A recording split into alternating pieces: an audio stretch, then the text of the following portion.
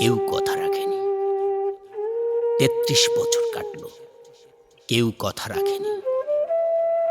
ছেলেবেলা এক বৈষ্ণবী তার আগমনী গান হঠাৎ থামিয়ে বলেছিল, শুক্লা দ্বাদশীর দিন অন্তরাটুকু শুনিয়ে যাবে। তারপর কত চন্দ্রভোগ অমাবস্যা চলে গেল, কিন্তু সেই বৈষ্ণবী আর এলো না। ২৫ বছর প্রতীক্ষায় আছি।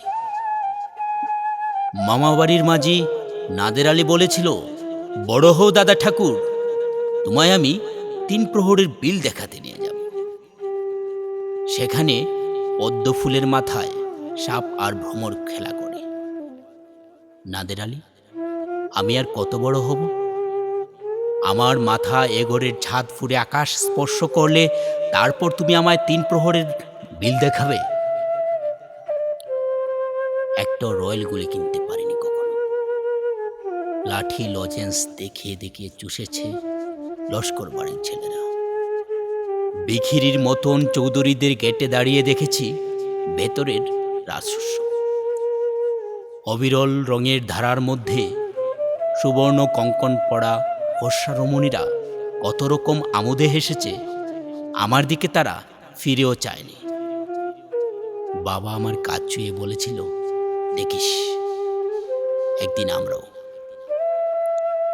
বাবা এখন অন্ধ, আমাদের দেখা হয়নি কিছুই। সেই রয়্যালগুলি, সেই লাঠি লজেন্স, সেই রাস উৎসব আমায় কেউ ফিরিয়ে দেবে না।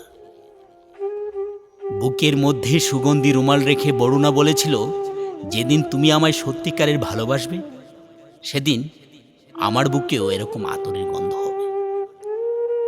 ভালোবাসার জন্য হাতের মুঠোয় প্রাণ নিয়েছি। দুরন্ত ষাঁড়ের চোখে বেঁধেছি লাল কাপড়। বিশ্ব সংসার তন্ন তন্ন করে খুঁজে এনেছি ১০৮টা নীলপদ্ম। তবু কথা রাখিনি বরুণা। এখন তার বুকে শুধুই মাংসের গুঁড়ো। এখন সে যে কোনো নারী। কেউ কথা রাখেনি। ৩৩ বছর কাট, কেউ কথা রাখে না।